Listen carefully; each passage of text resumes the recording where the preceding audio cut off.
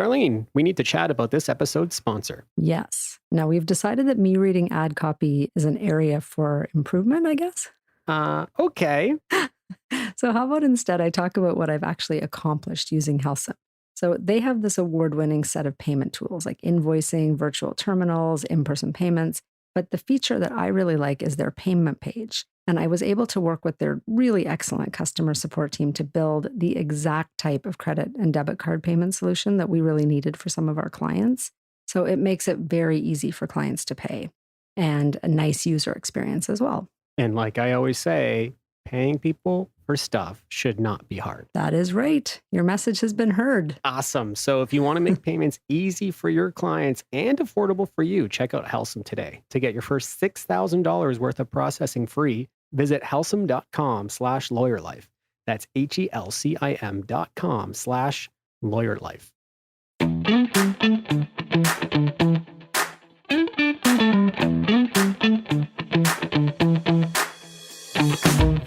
Welcome to the Lawyer Life podcast, where we seek to navigate our days with a little less stress and ideally a lot more fulfillment. In this season 6, we focus on resetting our lawyer brains. On today's episode, we discuss confrontation. We ask ourselves whether avoiding confrontation can lead to better results. I'm Mike Anderson. And I'm Darlene Tonelli. Hello, Darlene. Hello. How are you? What's going on? What's going on? Oh, man. So I feel like I've had, as much as I ever have, I've had a bit of a Tony Robbins-esque morning. What? A little bit. Do tell. Yeah. Okay. So my son was up super early today. So I was up with him at like 5:20, which I feel like just in terms of rising early aligns. I feel like these type of folks, you know, these modern self-help guru, amazing, whatever they are, I feel like they wake up early. So check. I was with the kids for a good stretch in the morning. And then once they were set up for childcare for the day, I exercised.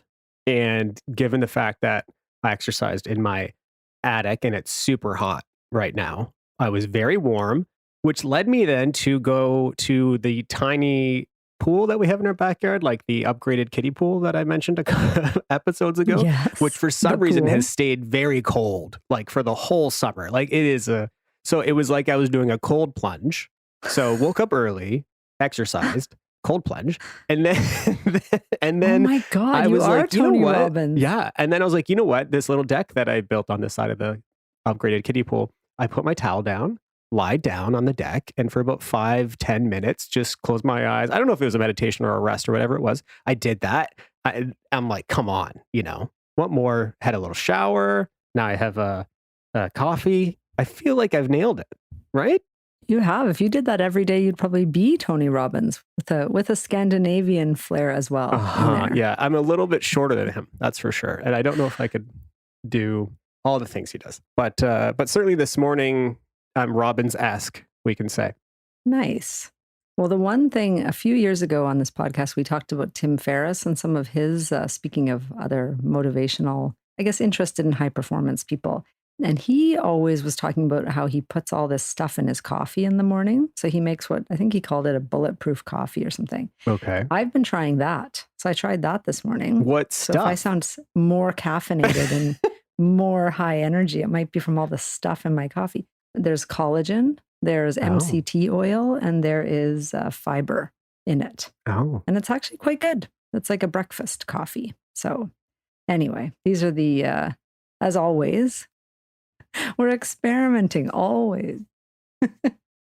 Anyway, and it's the end of summer and we are wrapping up our season. Yes. So it's there's lots to get motivated and excited about. Yeah. So this is the last episode of season 6.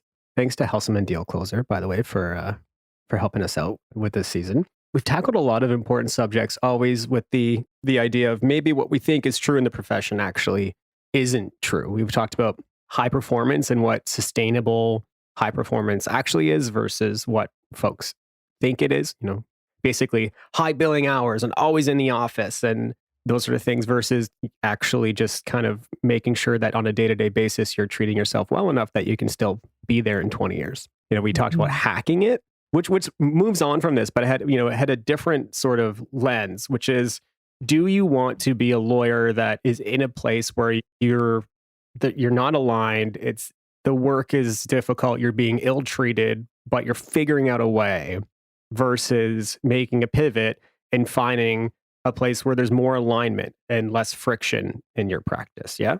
Yes. We talked about overthinking and whether the it depends approach actually causes waste in our day to day. And with that, we talked about noise and having, those bad soundtracks in your mind. We talked about acknowledging identity, principles, and empathy. I thought this was a great episode. It was maybe my favorite. I also love the episode we just did on fear, but, a great conversation with Sarah Robertson about cognitive dissonance and actually if advocating for things that don't align with your principles or your identity can cause ill effects down the line. And finally, we just had a great episode on untangling fear, which could be probably a season on its own. Obviously, it's been worth writing books about. And today, we're going to tackle a subject that I'm so fascinated in, and that's confrontation. And basically, what we're looking at today is in law school, we're taught to be a zealous advocate. TV shows or the lawyer isn't the one sitting behind a desk rationally and calmly plotting. It's someone up yelling and strategizing and making grand gestures, always getting what their clients want and need by doing that sort of stuff. And we're asking today, what if taking that calm, deliberate, reasoned approach actually gets better results? Right. It's a lot. We've been busy. When you really sort of list it out that way. Yeah. I'm out of breath. Right. Well, there's a lot to question, I think. I think that the industry's come a long way since we started doing this podcast, and that I think there is a lot more sort of meta analysis of our profession than there was before, which is great and an extremely positive development, obviously, that we're excited about. But there's every time we open up an episode and a topic, don't you just find that it seems, oh, there's another layer. Let's go look over here. Let's think about this different thing. And the comfort that I'm getting, and hopefully listeners are as well, is just that there are so many ways to thrive and succeed in law.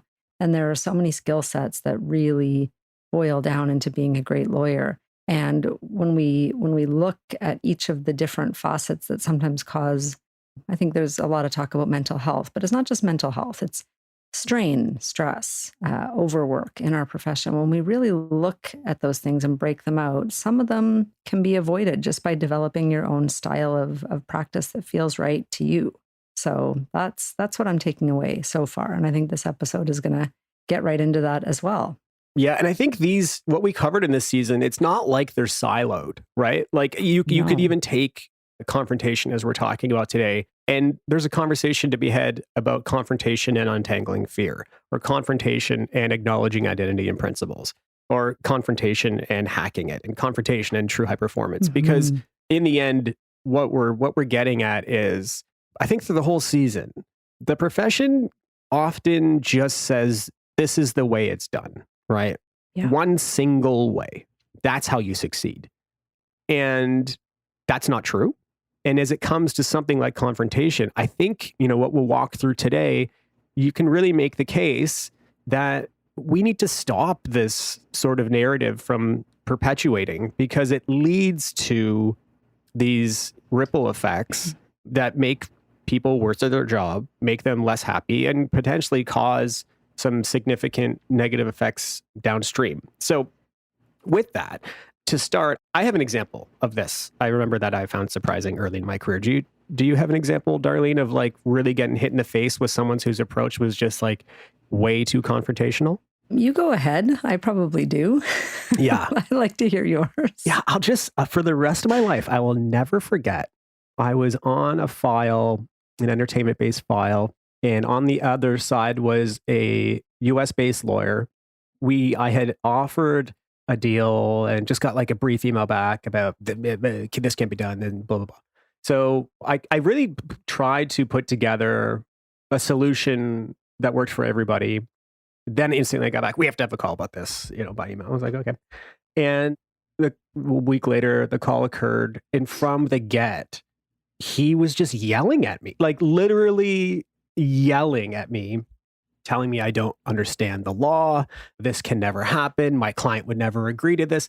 And it was actually like a relatively minor issue. I mean, overall, the deal was pretty much set. Everybody was aligned. And it was just, we were just cleaning up a couple things that needed to be cleaned up, but it wasn't like a deal breaking sort of thing. And listened and listened and listened and listened. And then did the whole, okay, can you help me understand what you want to do here? Because we're both facing a problem here. Like we can't sign this deal as is. And eventually what became clear to me after the dust settled is that he hadn't read the version I sent. He wasn't aware of the solution being proposed. And in the end, it was actually something he was willing to take back and discuss with his clients. But So you're saying the strategy was yell first, understand later? Oh, for sure. Yeah. And I think just hopeful that Always a good one. I think his hope was that I would just say after enough yelling that, okay, fine, we'll just do it your way, which just couldn't have flown and I wasn't interested in. But I think that if I was in a different setting, if I wasn't as just kind of secure in that moment, it would have been tempting to raise my voice as well and get into this ridiculous yelling match, which would not have been good for myself. I don't know if it'd be good for him. And it wouldn't have been good for our clients because we wouldn't have come to a solution nearly as fast, I think.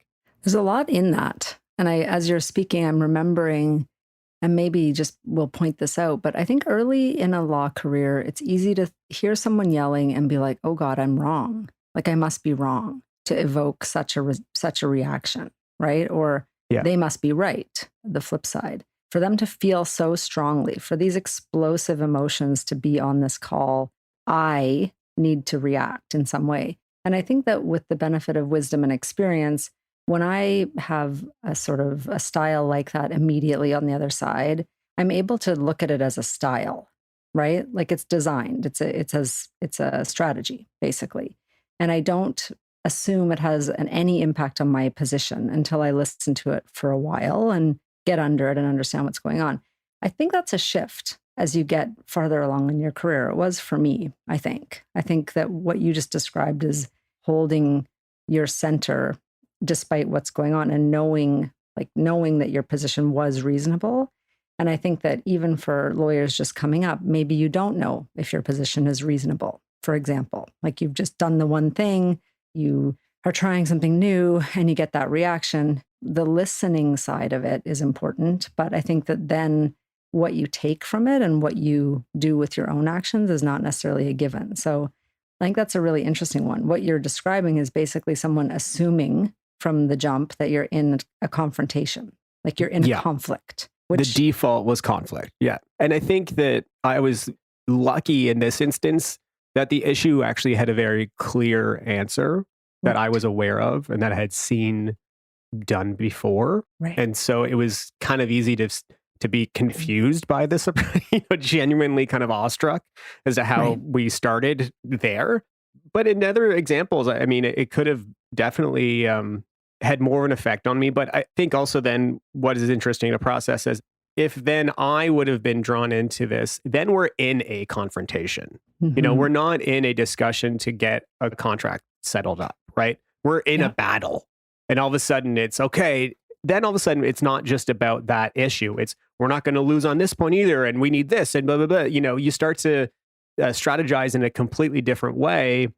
Maybe sometimes advocating for stuff that's not all that important or isn't the highest priority just because that's where you are. And does that get a better result? I don't think so. Certainly, we're looking at increased timelines, increased costs, and probably a loss of value on both sides because if we're in that battle mode, we're actually not understanding what each side needs and having a really open conversation about, okay, how do we solve the problems for everybody? And just kind of being pig-headed and not trying to give on much at all. Well, the interesting thing too is one of the things that I employ a lot is just trying to listen and embrace the opposing counsel as really an ally. Because to my mind, we're trying to, in our practice anyway, we're generally trying to solve a problem. We don't litigate. We have the privilege of saying, listen, we don't want this to go to litigation, particularly when you're in most in-house counsel roles. You don't really want to bring the client into litigation frivolously. Obviously, no one wants that. So we do view it as more of a last resort in our practice. And so I think we are approaching everything with this idea of, okay, we're going to solve this together. And I find that when the negotiation starts out with the assumption that we're adversaries, as opposed to the assumption that we're working together on a problem with different sides, it's just a completely different vibe. I mean, you can work with both vibes, but one of them is certainly more, I don't know, I find it pays more dividends because, as I've said many times on the podcast, so many deals that I've worked on over the years, the relationship built during the deal is what saved when the problem happened later, not the contract per se, right? It was both. It's like, hey, we had this discussion at the time of the contract. That thing has come to pass. We all really get along. We can fix this together. Like, what are we going to do, even though we're on opposite sides of the table? To me, that's the most powerful. The thing that I keep thinking about is there's obviously times where you have to be a strong advocate, but that doesn't mean that it has to become abusive. It doesn't have to become unpleasant. It doesn't have to become rude, all these sort of things. You can just say, this is our position. We're not moving from it for this reason. We think it's right for this reason. And so like, we're firm. Like we can continue to have those sort of conversations. And I think that's part of the whole game.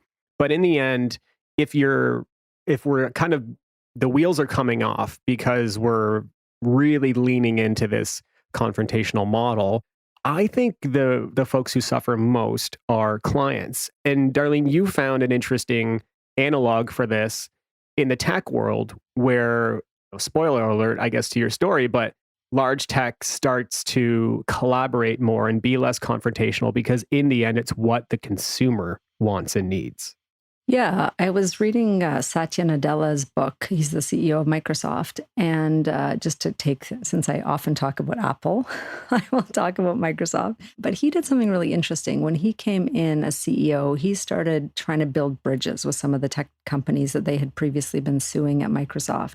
And really, the reason they did it is because customers were demanding integrations between Microsoft and some of the big things, big other platforms like Salesforce and Box and Apple. And what he did is he just said, we've got to look at how we can increase the size of the pie for everybody as opposed to fighting people out in this really confrontational approach. And it spoke to me because I thought that has been my experience of practicing law in a tech and entertainment capacity. And it was great to see him put his stake in the ground on that because I think there is a lot of talk in our industry and in the legal profession about how the adversarial system contributes to poor mental health in lawyers. And I think that's right.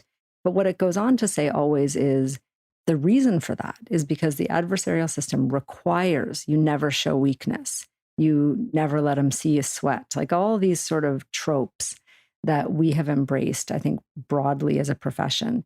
And he just kind of took, I think, it's courageous to say, yeah, we're just going to say, here's what we need. We understand what you need. Can we find a way to work together?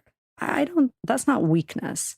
I think in law, we have a different challenge. I think sometimes it can be that you don't want to show your clients weak points per se, but that doesn't mean that there isn't another way than just kind of bluster and ego and puffing up and pretending that there's nothing wrong with your client's position. I think that some of the strongest negotiations I've had are where the other side says, look, here's where we can give. Here's where we can't.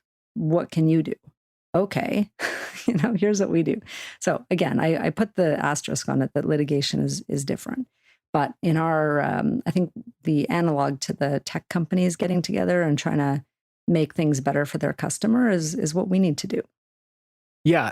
I think that the hard thing for especially young lawyers or folks on running files for the first time and all that is there's very much the temptation that, again, whether the perfectionist sort of issue that the profession has or all these sort of things, there's that temptation that you have to get everything.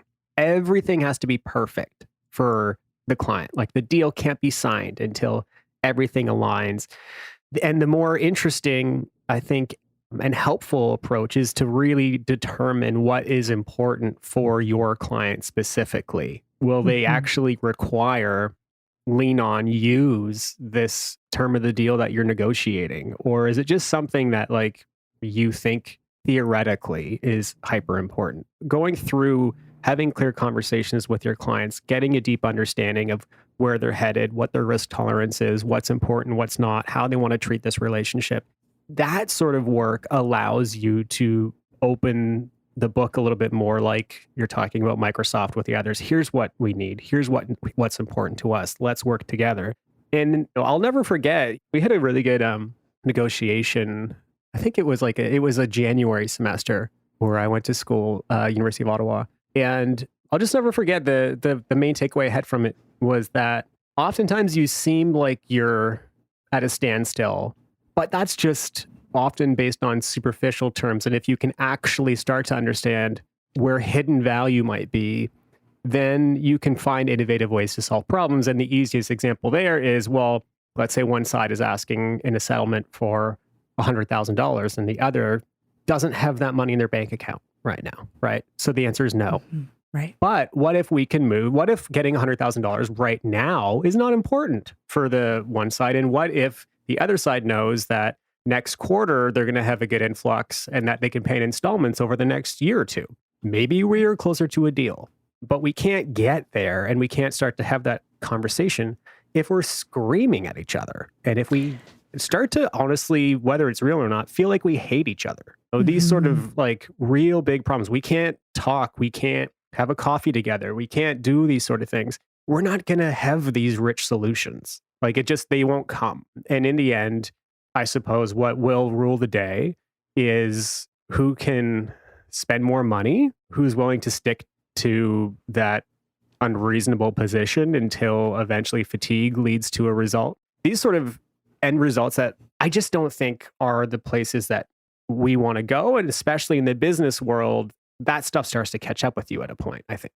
Well, and I think that I've been involved in situations where the lawyer is creating more conflict than there is Hmm. as well. And I think that that deserves a special mention because if the client, if we are truly just advocates, then when the client is happy with the deal, let's allow that, you know, or advise them properly. Say, I know you're happy with that deal, but there is this risk that maybe you haven't considered. You know, you can certainly, it's not to say you're not advising them on it. But I've definitely been in situations where there was an insistence on something for the purposes of form or consistency with the lawyer's other deals, their precedent, reasons that have not that much to do with the client.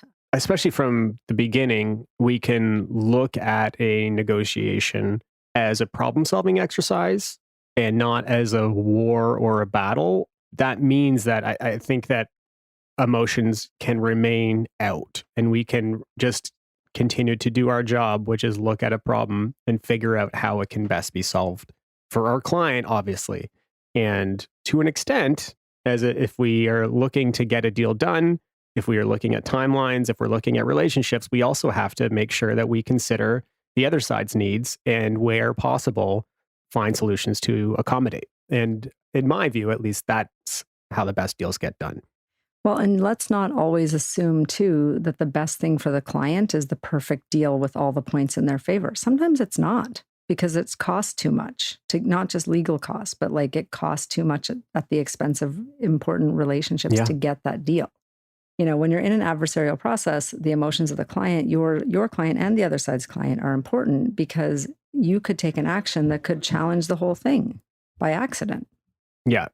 Yeah. And I think, especially when I mean, in-house counsel perhaps have a different experience.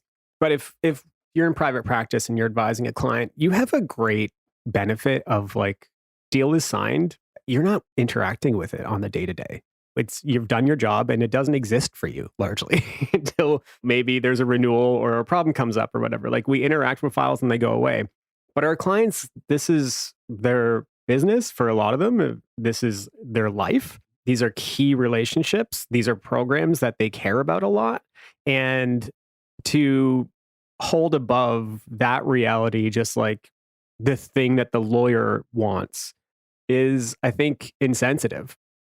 They're dealing with a different set of considerations that being overly confrontational may not serve the client very well, is just really the point.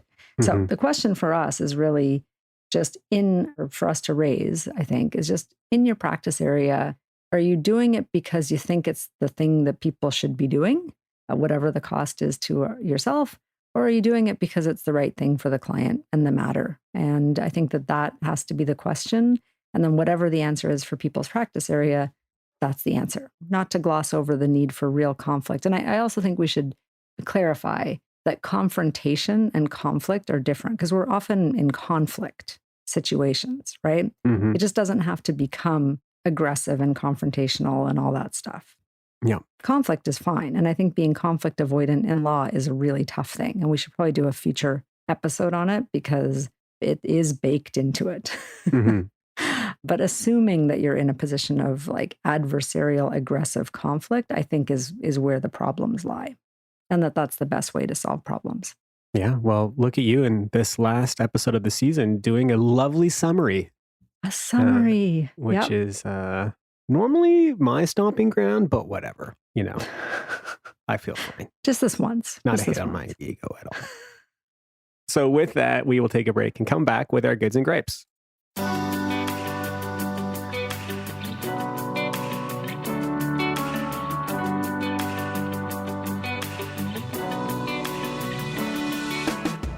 The Lawyer Life podcast is brought to you by Inter Alia Law. Inter Alia lawyers have big firm training, in-house experience, and a wide range of expertise in technology, media, and entertainment. Our advice is business-focused, speedy, and practical. To learn more, visit interalialaw.com. That's INTERALIA-law.com. And we are back with our goods and gripes. Goods are things we want to promote and support, and gripes are things that annoy us. Goods and gripes. Darlene, would you want to go with one or both? I will have one good. So, and with an asterisk, but we went on a cross-country road trip this summer.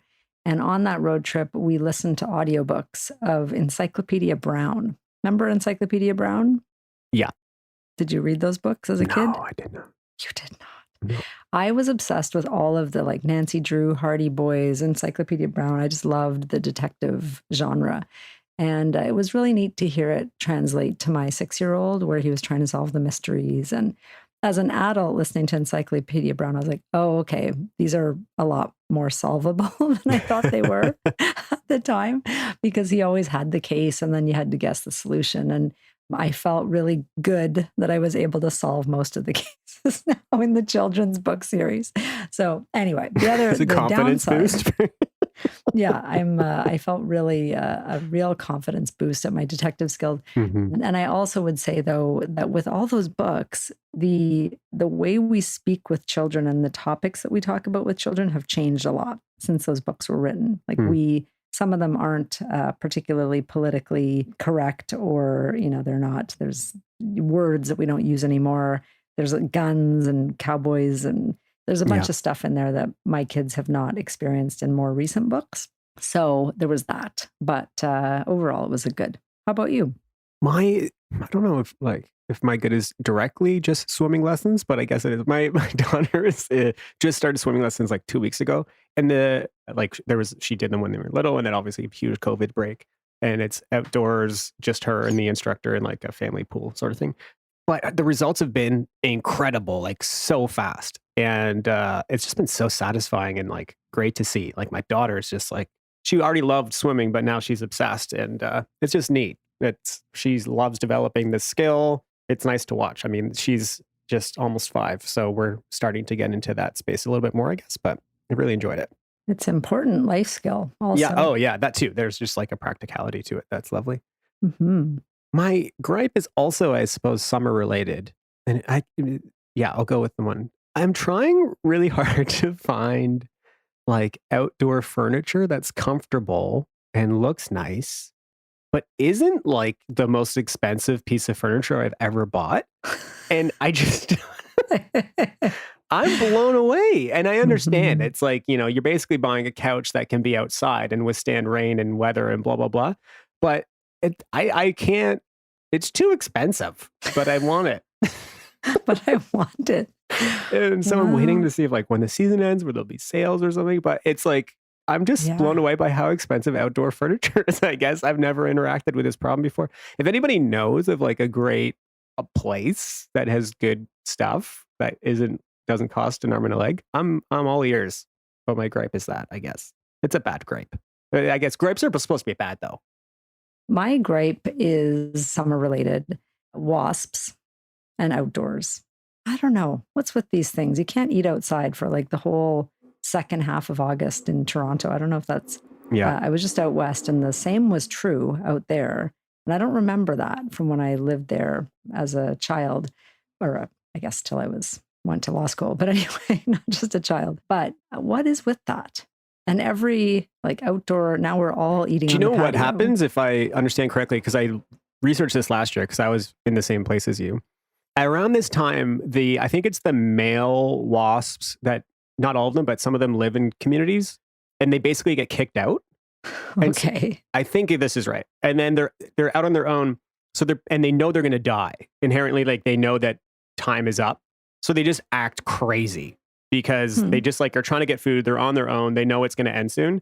And so I think that was the thing. Can I also tell a funny thing that happened to me in law school at our orientation barbecue that's wasp related? I think it's a funny joke. You tell me. It's not even a joke. It happened, but it feels like it's a joke. Our dean like gave a speech at the orientation week barbecue. It's like my first week of law school. And he was like, welcome everybody. And then he gets into a thing where he rightfully is like, just so everybody knows, he's like, we have halal meat here. We have kosher meat here. And don't worry, we dealt with the wasp problem. And so in the context of halal meat and kosher meat and then saying wasp, you're like, in the meat? No, it just felt like he was like white Anglo-Saxon Protestants. Like, you know what I mean? Like we dealt with the wasp problem. Okay. I thought it was so funny. Oh my God. Did other people get it or? Yeah, I think other people thought it was funny. Oh my gosh. And he definitely did not mean that. No, he did not. For sure, he didn't.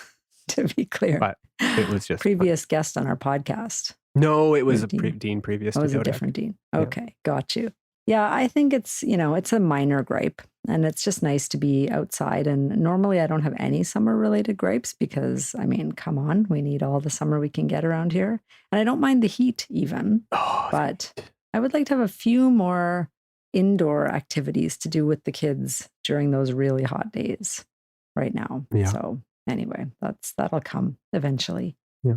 But yeah, well, wrapping up season 6, very much appreciated Deal Closer and Helsam coming on board to help us bring this to everybody. And I guess we'll think up our next season. And if anyone has feedback, please get to us on Instagram to tell us. That would be the best way. Yeah. So thank you to them for sure. And we will be, we're cooking up some stuff. And so we're going to take a couple months to, I guess, let that cook. To cook. And we will be back. Things might look different or feel different, but it's still going to be us doing this sort of thing. But we might kick it up a notch. Bam. Yeah, kick it up a notch. Emerald Lagasse? Of course. Bam. Yeah. Of course. Might be a bit of that. We'll see. Mm-hmm. Stay tuned. Yeah. And until then, we will talk soon. Talk soon. That's it for this week's episode of LLP. Thanks to Inter Alia Law for presenting the podcast and to Nick Fowler for composing and performing our music. See our show notes for his website. Don't forget, we love feedback. Please comment in the review section or subscribe or like. We'd appreciate it greatly. That's it. Talk soon.